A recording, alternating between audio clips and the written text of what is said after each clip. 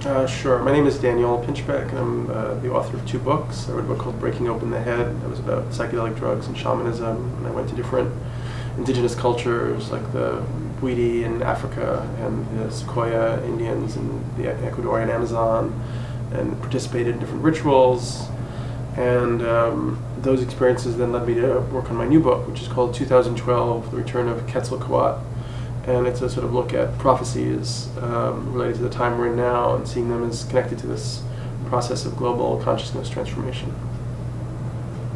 Thank you. Is there some profound sense in which reality is breaking down? When did this begin, and how long has it been going on, and what are the phenomena that, in your view, represent breakdown in our consensus reality? Well, I don't know if it's reality is breaking down. It just seems that reality is changing, and it seems to have to do with the individual perspective, the individual consciousness, that people who are becoming more attuned to synchronicity and levels of psychic reality and dream and intuition, there seems to be a sort of acceleration happening in terms of that, all those possibilities or aspects of being.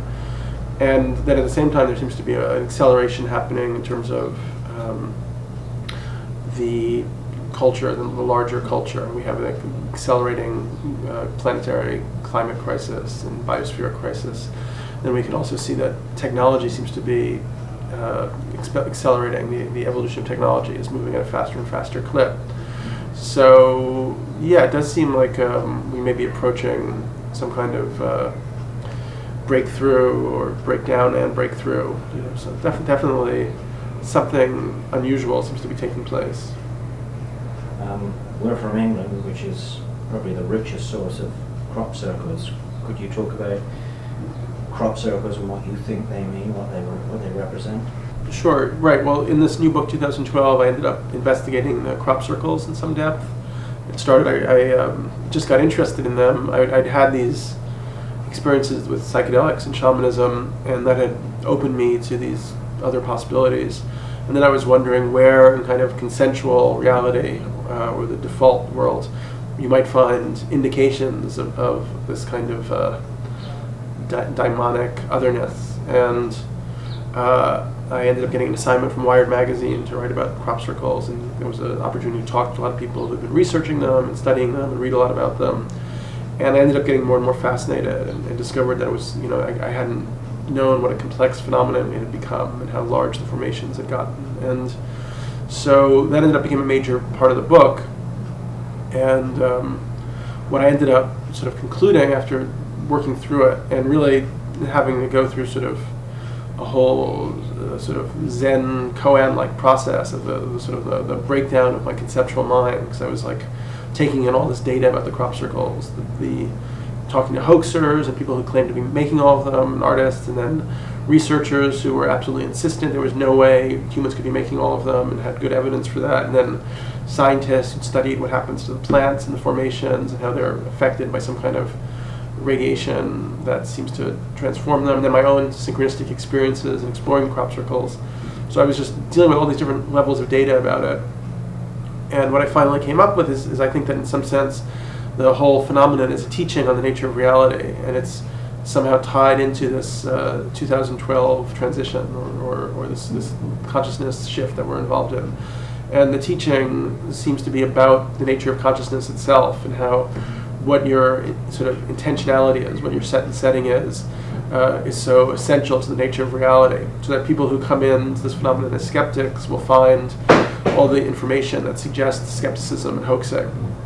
People who come in as like New Age believers will, see UFOs and have light body activations and so on.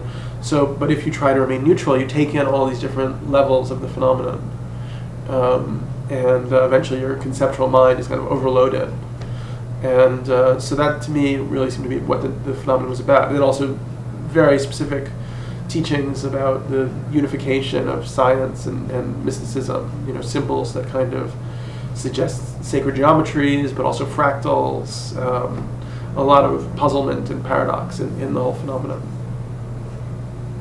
Okay, I'd also like to ask you about UFOs, alien abductions, that sort of thing. And if we're talking about, rather than a breakdown in our reality, but breakthrough, what they represent to you, could you say something about the sort of very predominant post-war phenomenon?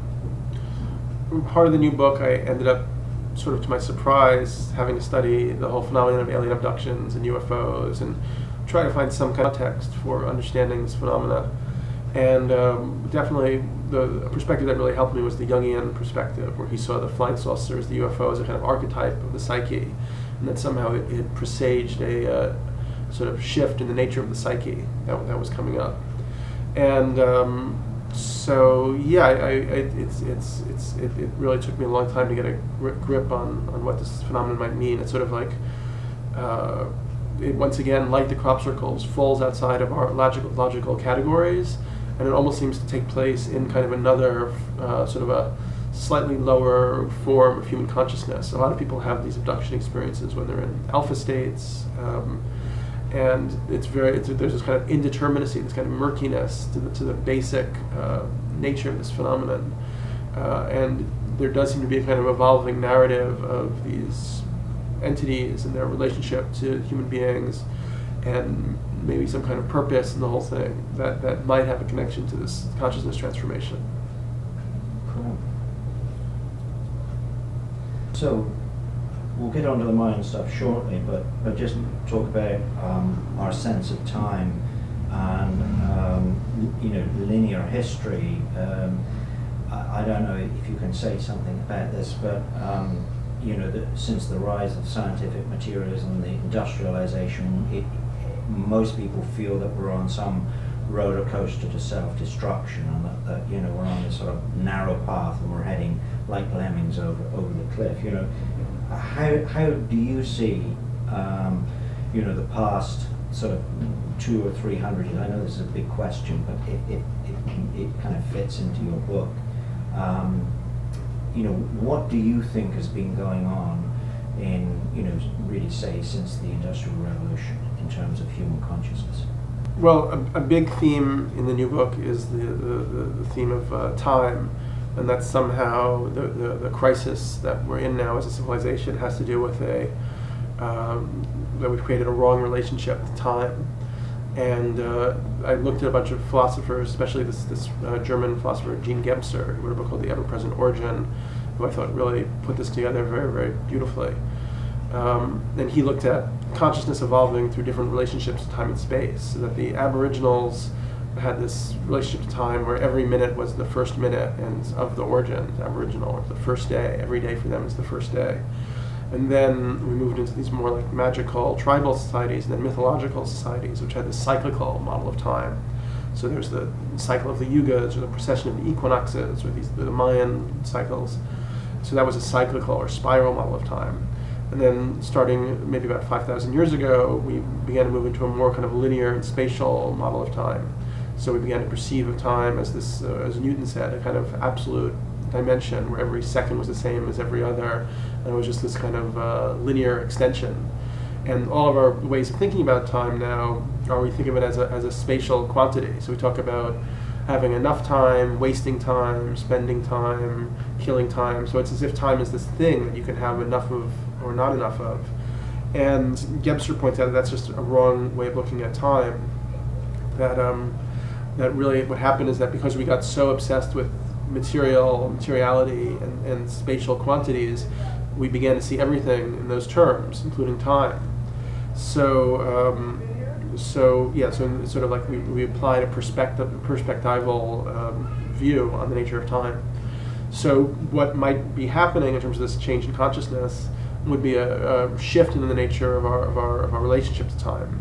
So we would recapitulate these previous forms of time. We would recognize that we're simultaneously in this Aboriginal origin time, and we're in this mythological cyclical time, and we're in the linear time. But that's almost, that's another way of counting, but it's almost a lesser important form of time than this realization that we're always at the center point. So you could really see a lot of what goes on in our society now as this anxiety over the nature of time and limits and mortality, and our technology representing this constant attempt to overcome time rather than harmonize with it or synchronize with it. And there you had the Mayans, who were obsessed with time as synchronicity, as in its relationship to consciousness, and that being this kind of non-dual situation where human consciousness and the movements of the planet and the galaxy were all kind of one intermeshed system.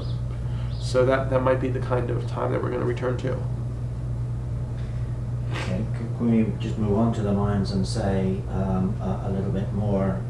What can you say in a little bit more detail? I thought your chapter on the Mayans was really good. It's the clearest sort of explication of Mayan philosophy and ideas that I've read, because the Arguel and Calaman books are quite abstruse in some ways.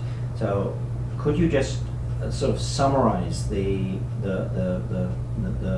Mayan long calendar? Okay, so it seems that we have this tendency to be very patronizing about indigenous cultures that haven't developed the same kind of scientific technology that we've developed. We consider they were somehow primitive, or they didn't have the level of intellect that we had. But what we may be discovering is that these other cultures actually had profound intellect and profound science and philosophy, but it was just based on this different relationship to the cosmos.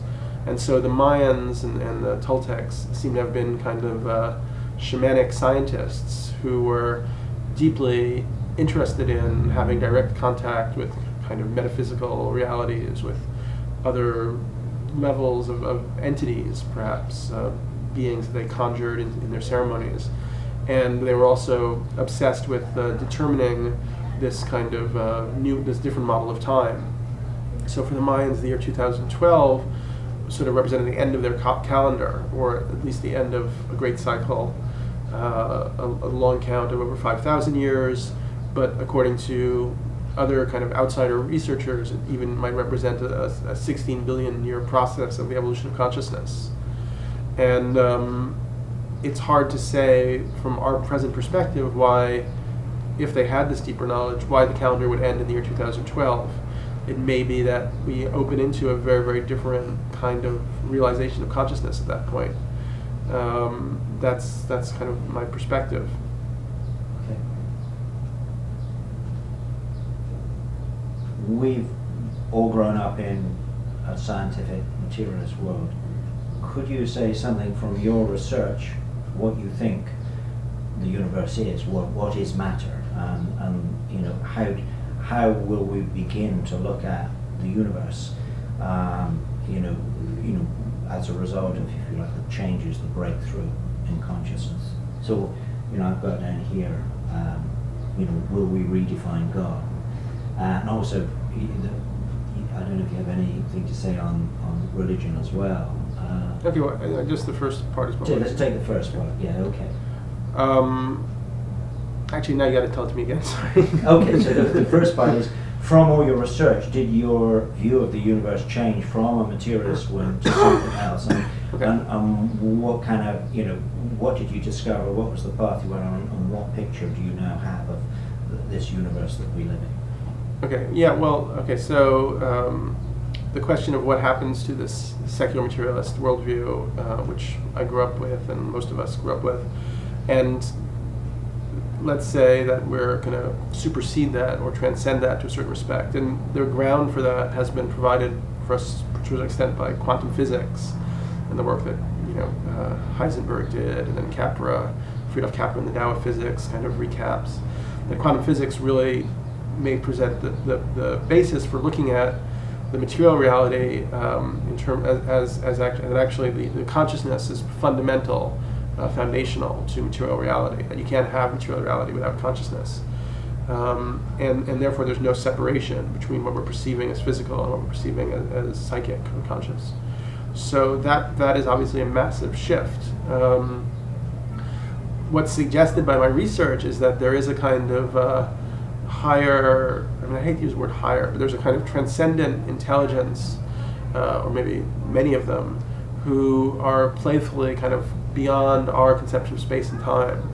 So there are even sort of puzzle pieces, like the word Maya, the fact that the Maya, who were these time shaman wizards, that word Maya in the Hindu tradition means either the world of illusion or the magical creative power of the gods in maintaining the illusion of reality.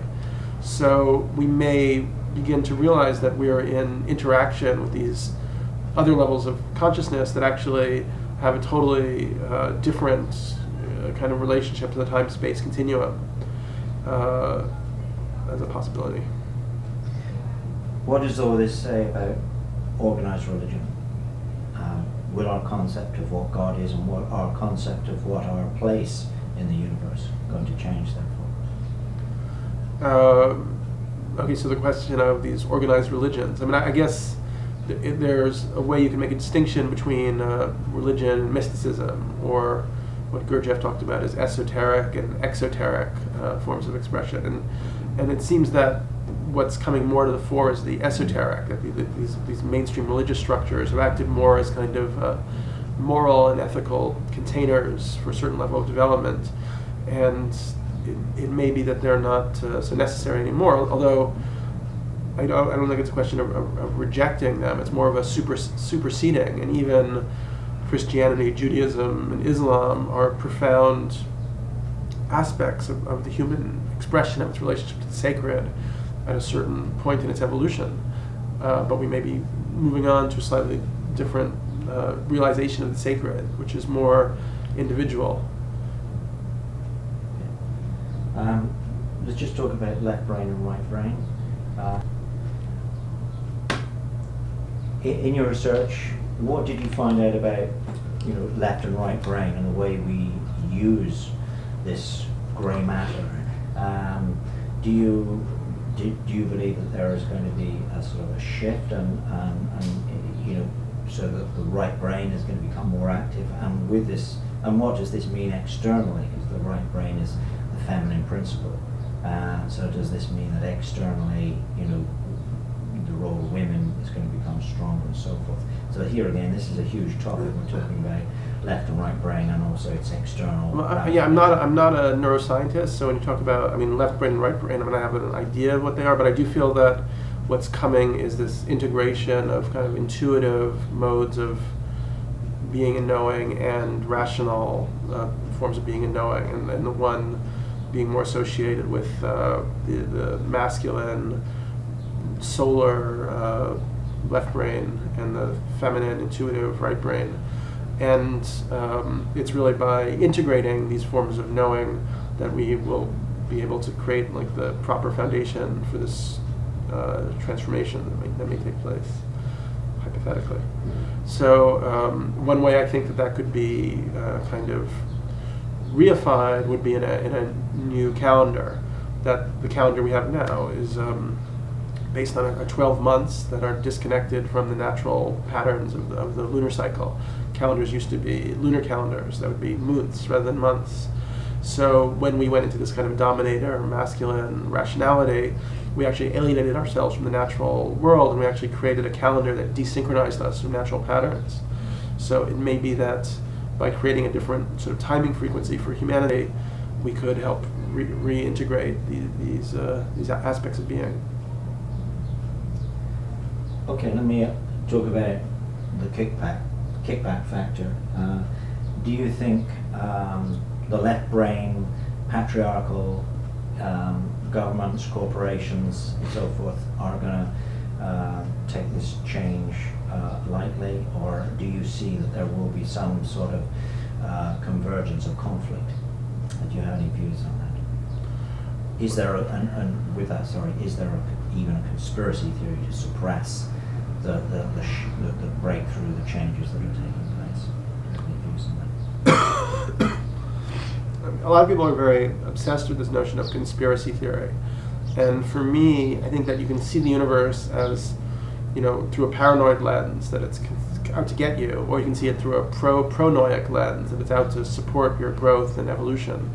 And I suppose I would aim more for the pronoic, especially as I discussed with the crop circles. If we're learning that how we direct our intention and our consciousness helps to actually bring a kind of reality into manifestation, then we have to be very careful about what we're doing with our energy of consciousness. So to me, a lot of this worrying about the Illuminati or the Freemasons or the Pentagon, whatever, you're kind of reinforcing a negative reality. So I would see more that we're the ones who put sort of prison bars around our possibilities in certain respect, maybe because we weren't ready to deal with it. We weren't ready to deal with what Carl Jung called the reality of the psyche. And now, because we've gone through this evolutionary process, there's this kind of intensification taking place. And also, it's almost like we're forcing our planet into crisis so that we move into this next level of consciousness. Could you say something about 9/11 and what that symbolizes for you?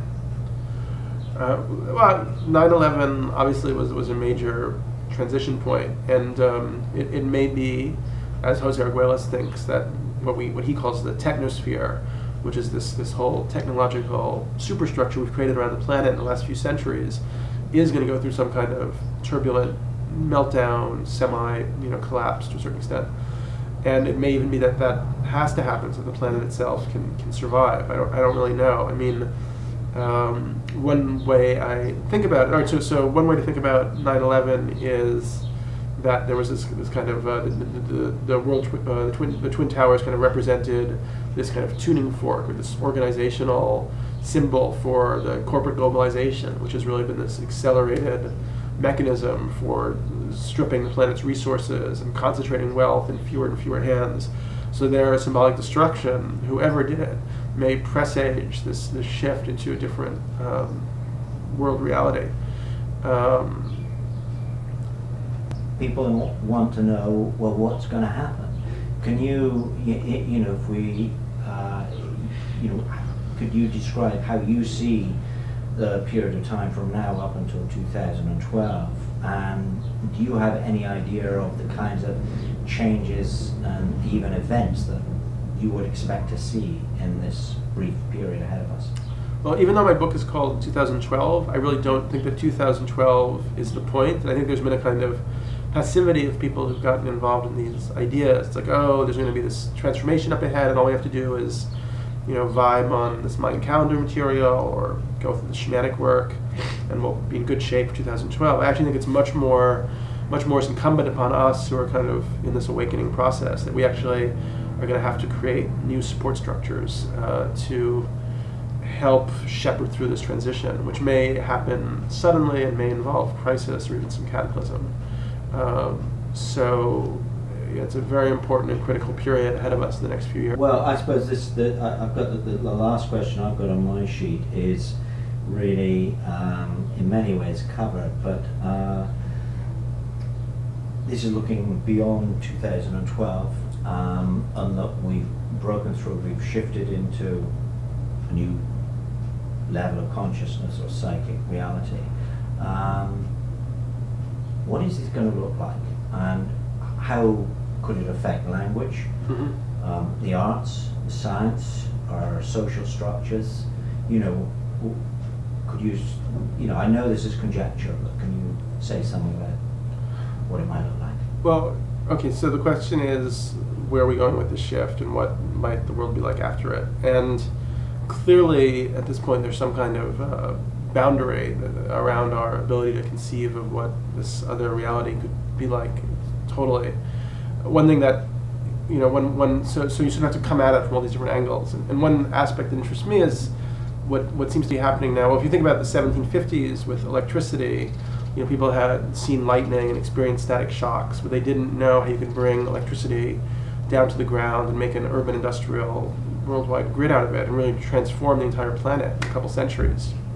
Right now, what seems to be becoming more available to people's awareness is psychic energy and psychic phenomena, whether it's synchronicities or telepathic events or telekinetic events. I mean, I just keep collecting these stories from people, and we have a sort of deepening, intensifying understanding of how these patterns seem to constellate around us. So it may be that that becomes a transformative power that's available to us that was previously unimaginable, just the way an electrical grid was unimaginable to people before the 18th century. And well, what would that mean? It's very difficult, as I said, from where we are now to imagine. It would be very speedy, perhaps. It would be very much like you would be able to manifest at a very high rate. Your thoughts would be, and it would be leading to manifestations, and at the same time, it might lead to a kind of somewhat of a lessening of a sense of separation or boundaries. I sort of agree with the perspective of Amit Goswami, who believes that what quantum physics suggests is that consciousness is fundamental to being, to matter, but ultimately there's only one consciousness. So we're all kind of like these individualized expressions of what is ultimately this unitary consciousness. So that kind of realization may come more into focus, which is also would do away with a lot of our dualisms in terms of thinking there's enemies to be against. It's really more part of how consciousness is in this exploratory zone. So I guess that would be it. Maybe people would have more opportunity to live the way they want to live. Looking ahead still, do you think the structure of language itself could change? Yeah, well, that's the idea. The question of what such a shift would do to language. I mean, in my books, I've discussed dimethyltryptamine, DMT, and ayahuasca, and how there seems to be a kind of almost post-linguistic communication there. That's singing, chanting, communicating, sort of on the imaginal or ethereal level, kind of pulling things into visions, into materialization based on how you direct your intonations. So yeah, I think it's very possible that language would change, or the physical organism might shift. A lot of things may happen, but we'll just have to live through it and see what it's like.